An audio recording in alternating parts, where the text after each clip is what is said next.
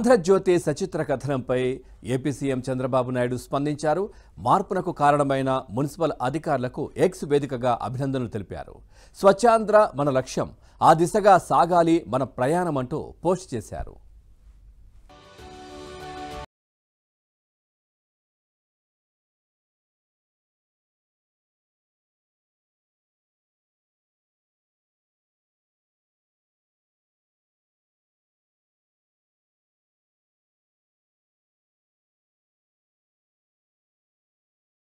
లోనే అత్యంత మురికివాడ scavengers colony.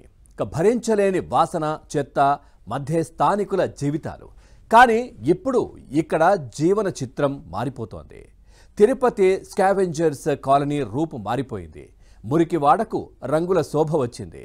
Tirupati municipal commissioner Maurya ఆధ్వర్యంలో స్మార్ట్ సిటీ స్వచ్ఛ సర్వేక్షణ్ నిధులతో మురికివాడకు రంగులు వేయించారు.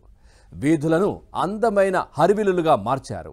దీంతో స్కావెంజర్స్ కాలనీ సరికొత్త రంగులద్దుకుంది.